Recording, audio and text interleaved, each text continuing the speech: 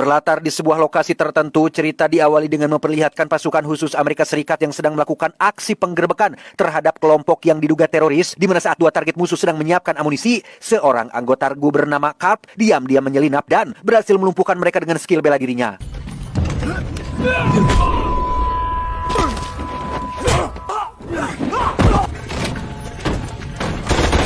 Setelah melumpuhkan semua penjaga dan bermaksud menangkap sang pimpinan, Kapten Meyers dibuat terkejut saat menemukan warga sipil sedang disandra. Curiga jika salah satu dari mereka adalah teroris, ia pun langsung menggeledah semua orang yang ada di dalam.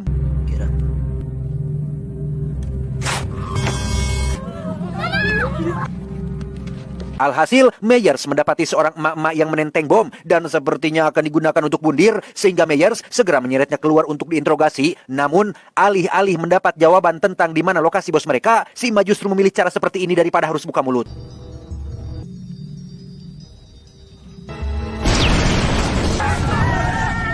20 tahun berlalu sejak misi penyergapan, kita akan dibawa ke perbatasan Amerika-Meksiko saat seorang pria dari divisi kriminal New Orleans bernama Jack baru tiba di kantor polisi perbatasan. Sebelum masuk, Jack sempat disapa oleh tukang nyapu yang nampak asing dengan sosok Jack karena memang bukan berasal dari kota ini. Bukannya balik menyapa atau minimal punten, Jack main selonong masuk begitu saja.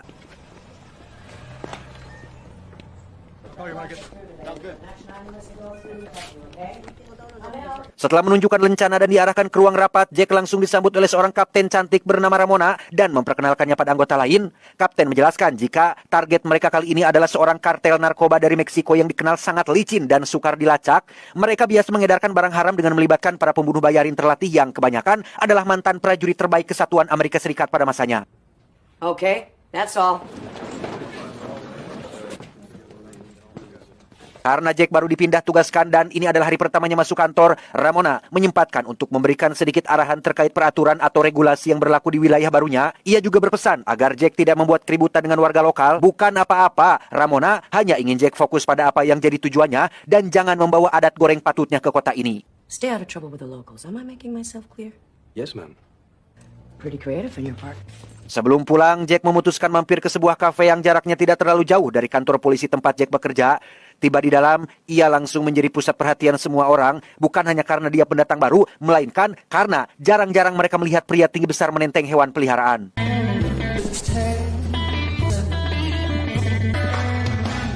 Saat sudah duduk, Jack dihampiri oleh mbak pelayan yang nampak kecentilan dan sok caper di hadapan Jack meski ia sudah mengacuhkannya, di mana pacar si mbak yang cemburuan pun bernama Jed langsung nyerenteng untuk memberi Jack pelajaran, tetapi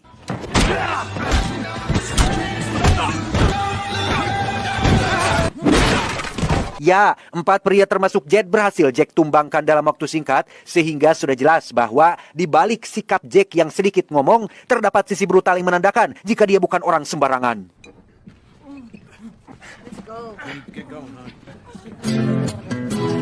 Karena tak ingin tidur di kantor, Jack memutuskan istirahat di hotel untuk sementara waktu, hingga keesokan paginya saat sudah kembali ke kantor, ia langsung kena hapuk oleh Ramona setelah mendapat laporan keributan di kafe kemarin sore. Jack pun diperkenalkan pada seorang polisi bernama, kita panggil saja Samsul, yang akan menjadi mitranya selama bertugas, sehingga mereka bergegas untuk melakukan patroli perdananya. Yeah, of course she's hot. Hell, I'll even introduce you to a sister.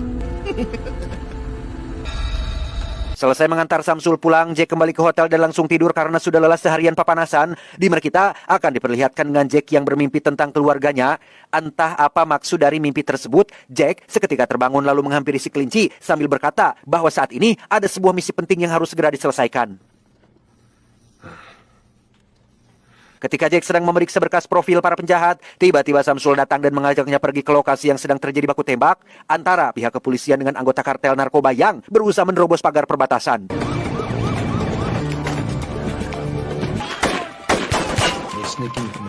Dengan pengalaman dan jam terbang yang dimiliki, Jack sudah bisa menebak jika aksi tersebut hanyalah sebuah trik pengalihan. Ia yang curiga pun segera melakukan penyisiran di sepanjang pagar perbatasan demi mengantisipasi kemungkinan adanya aksi yang jauh lebih besar.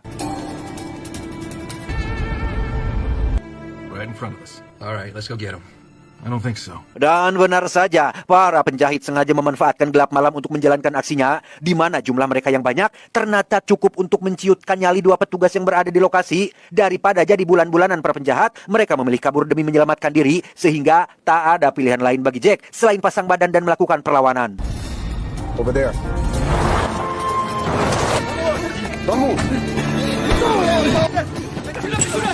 Dari sekian banyak para penjahat yang kabur kocar-kacir, ada 2 orang yang berhasil tertangkap dan dibawa untuk diamankan. Namun, betapa terkejutnya Jack saat mendapati salah satu dari mereka mengenakan rompi yang dipenuhi oleh bom peledak, sehingga ia meminta pusat untuk segera mengirimkan tim penjinak bom.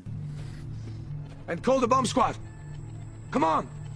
I need the bomb squad. Repeat, bomb squad at Highway 11 in Alberta. Tak lama, datanglah tim penjinak bom, ditemani oleh Ramona yang juga ikut turun tangan. Setelah seorang petugas memeriksa mekanisme bom tersebut, akhirnya diketahui bahwa bom ini menggunakan sistem elektrooptik alias tidak bisa dijinakan, di mana kapan waktunya meledak sudah dikendalikan oleh seseorang yang memegang remote pemicunya.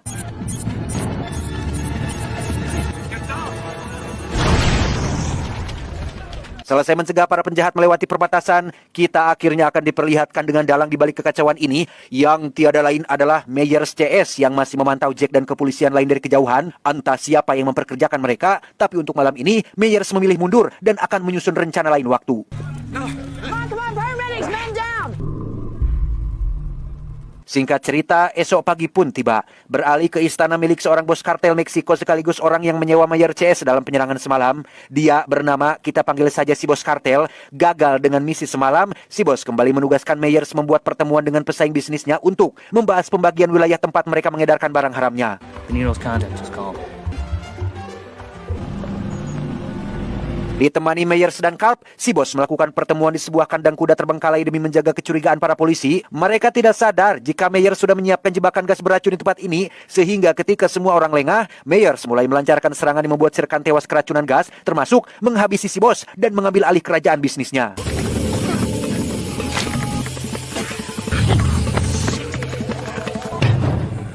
Sementara Meyer selesai dengan pekerjaannya, kita akan dibawa keluar saat Kap menghampiri para pengawal yang masih berjaga. Sebagaimana skill bela diri Kap yang kita lihat di awal, ia melakukan hal yang sama terhadap semua pengawal tersebut dan menghabisi mereka tanpa terkecuali.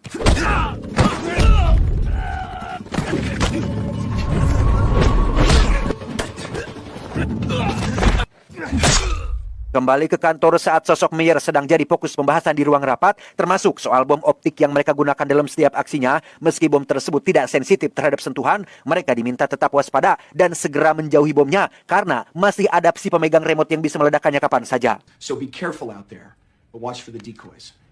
Sir, we getting any new equipment? You men are the only ones on the line. That's it. Sukses dengan misi semalam, Jack akhirnya resmi mengenakan seragam polisi perbatasan. Namun hal itu tak berlangsung lama setelah seorang tawanan yang meningkah tak sengaja menumpahkan kopi ke bajunya sehingga...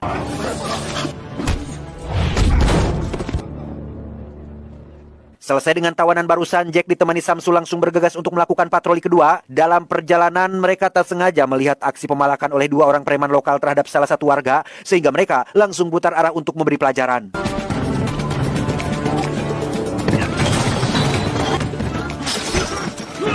Dikira yang ada di hadapannya adalah seorang oknum, si preman dengan pedenya memberi sakepel cicis untuk sebagai uang damai, di mana itu adalah sebuah kesalahan besar, karena Jack adalah polisi jujur dan tak pernah pandang bulu sehingga...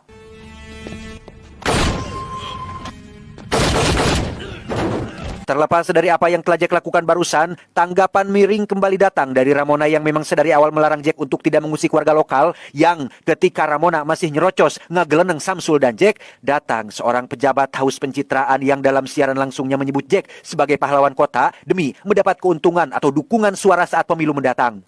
You should stop by. Thank you. Hero like you can make all the difference in an election.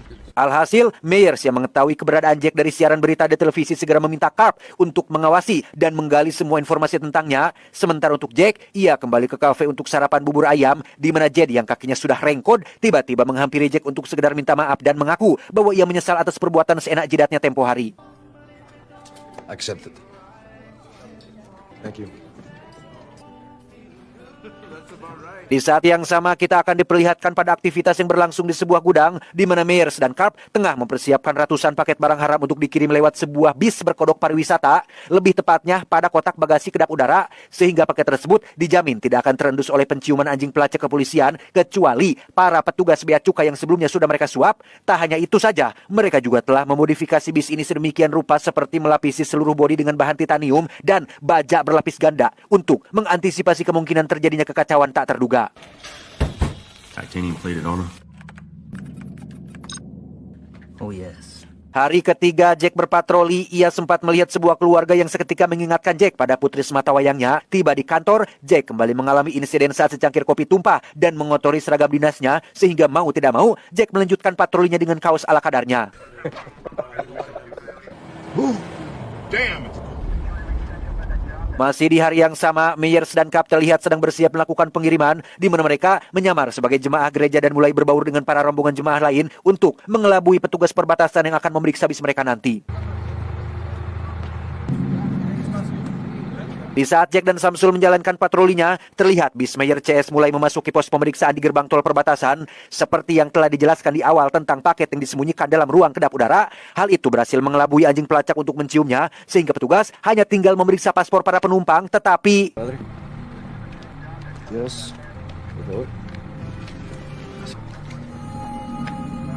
Ya, petugas dikejutkan dengan penemuan tato langir pada curug salah satu jamaah, sehingga si petugas yang merasa curiga pun langsung turun dari bis untuk meminta bantuan. Namun, hal itu percuma saja, karena Meyers CS keburu menjalankan aksinya, sehingga...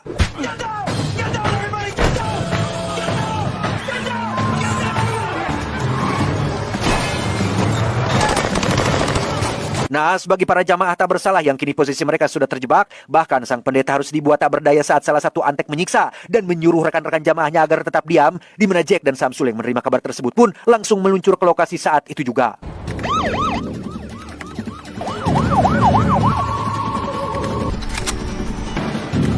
Tak ingin kabawa kusakaba-kaba, Jack tidak ikut melakukan pengejaran, melainkan berhenti di sebuah flyover dan langsung menyiapkan senjata, sehingga ketika Meyers putar balik akibat barikade yang menghadang laju bisnya, Jack segera melepaskan tembakan dan berhasil menjatuhkan salah satu dari mereka.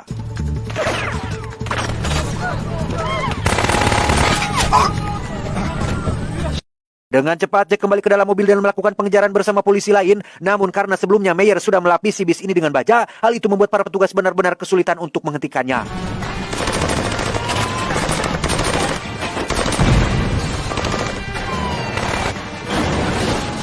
Lolos dari perbatasan, Meyer memutuskan keluar dari jalur utama dan menghentikan bisnya di pasar tradisional padat pengunjung. Namun hal itu belum cukup untuk membuat mereka lepas dari pengejaran Jack, sehingga aksi baku tembak pun tak terelakkan lagi.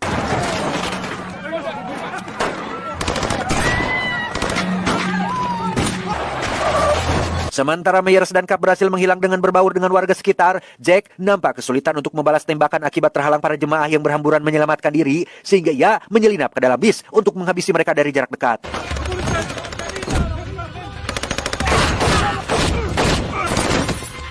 Dan ya, Jack berhasil menumbangkan satu persatu anak buah Meyer sampai habis tak tersisa, yang ketika akan turun, ia tak sengaja melihat Meyer sedang melakukan percakapan dengan kepala polisi wilayah ini, sehingga Jack akhirnya sadar bahwa alasan Meyer turun di lokasi ini adalah karena dia sudah bekerja sama dengan kepala polisinya, sehingga...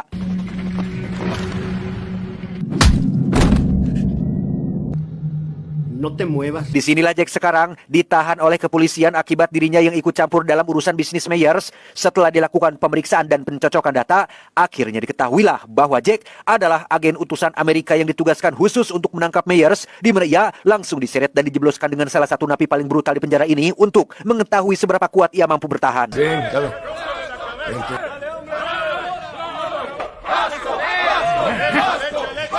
Bukan tanpa alasan, hal itu sengaja kepala polisi lakukan untuk melemahkan fisik Jack yang akan diserahkan pada si Meyers, yang memang menyuruh kepala polisi untuk membawanya dalam keadaan seperti itu.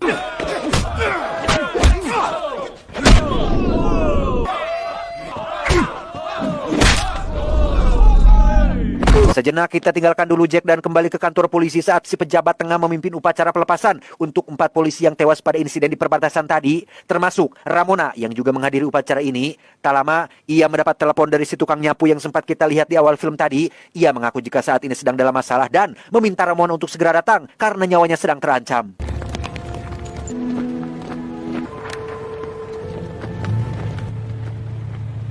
Beralih ke kediaman Meyers dengan Jack yang sudah dalam posisi digantung terbalik di atas kolam bertegangan listrik setelah mendapat informasi dari kepala polisi tentang Jack yang merupakan agen dari Amerika. Kini, ia dipaksa untuk menyebutkan siapa nama orang yang sudah mengutusnya. I'm just a boy. No more Those guys like dogs yapping at the fence. Karena Jack keras hulu dan tidak mau buka mulut, Meyers menyuruh anak buahnya membawa Ramona ke hadapan Jack karena selain kepala polisi, si Samsul juga ikut terlibat dalam bisnis haram milik Meyers ini. Dan panggilan dari si tukang nyapu tadi tidak lain adalah Samsul yang menjebak Ramona untuk menghabisi dan membawanya ke tempat ini. Don't listen to him, Jack. He was wrong. One. Tak ingin melibatkan Ramona dalam urusan ini, Jack akhirnya bersedia untuk berterus terang dan diturunkan dari gantungan. Carp langsung mengalungkan bom optik di leher Ramona agar ia tak berani macam-macam dan meminta Jack untuk menceritakan semuanya.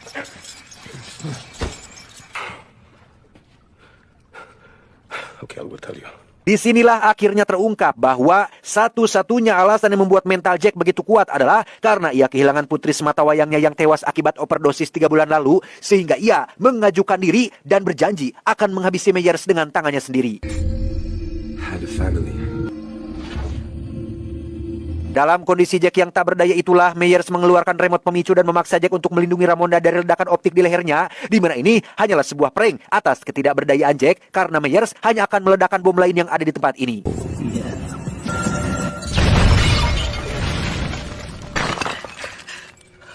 Tak hanya Ramona yang ditangkap, rupanya Samsul juga telah menculik si tukang nyapu dan membawa ke hadapan si Meyers. Entah apa hubungan dia dalam masalah ini, tapi Meyers langsung menjatuhkannya ke kolam bertegangan listrik.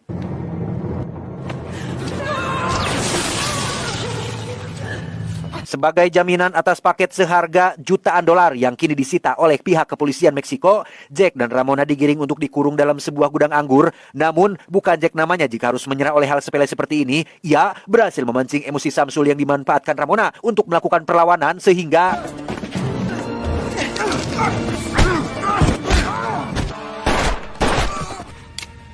Selesai dengan mereka, Ramona menghubungi kepolisian Amerika agar segera dikirim bantuan. Sementara di ruangan lain, Meyers nampak dimarahi oleh kliennya karena barang yang diminta belum juga datang. Tak hanya memutus kontrak, Meyers juga semakin dibuat jengkel saat pihak bank memblokir semua kartu rekeningnya, sehingga tak ada pilihan lain. Meyers hanya bisa mengamankan sisa aset yang ada di rumahnya ini saja.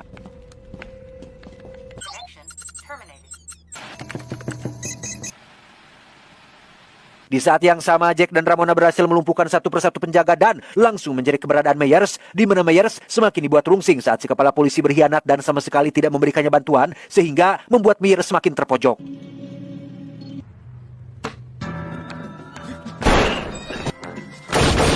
Carp dan anak buah sendiri masih mengamankan beberapa peti ke dalam sebuah van, di mana Ramona langsung tancap gas untuk menggagalkan pelarian mereka, tanpa sadar jika di dalam mobil yang ia curi masih ada si pemilik yang sedang teler, sehingga...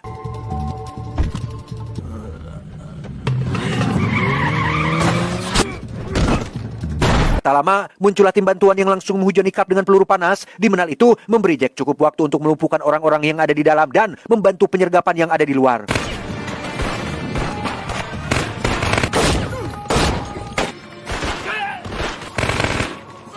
Selesai melumpuhkan pasukan yang ada di luar, Jack kembali masuk untuk mencari keberadaan Meyers. Namun, di tengah jalan, ia malah bertemu dengan Carp yang sedang membawa kembali petinya ke dalam gudang, sehingga...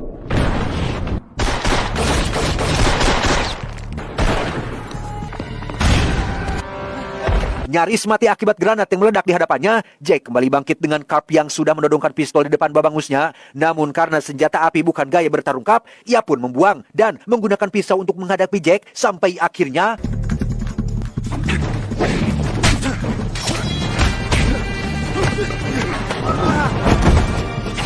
Dalam kondisi terdesak itulah Jack berhasil melepaskan pitingan dengan menendang babatok si Carp hingga membuatnya terpental, di mana pertarungan kembali berlanjut yang kali ini benar-benar membuat Jack kewalahan akibat tendangan ciri khas yang Carp layangkan.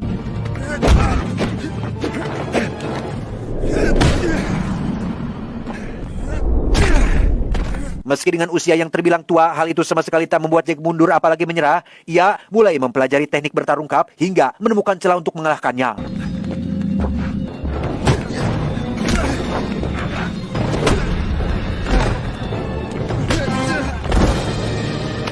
Dan ya, selesai menghabisi Carp, kini Jack hanya tinggal mencari keberadaan Meyers untuk dihabisi. Yang ketika ia bermaksud dengan lempeng kencangkeng setelah pertarungan barusan, tiba-tiba...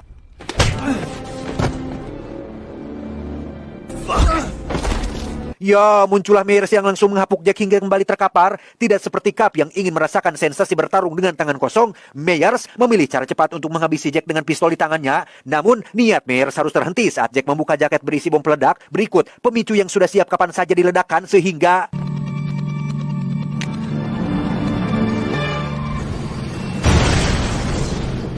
Setelah semuanya selesai, Jack memutuskan untuk langsung balik ke Amerika karena masih ada jemuran yang belum sempat diangkat. Di sana juga ada Ramona yang membantu mengemasi pakaian milik Jack. Sebelum pergi, Jack meminta maaf atas kematian si tukang nyapu dan semua orang yang ikut membantu dalam misi ini karena tanpa bantuan Ramona dan yang lain, belum tentu Jack bisa menyelesaikannya seorang diri.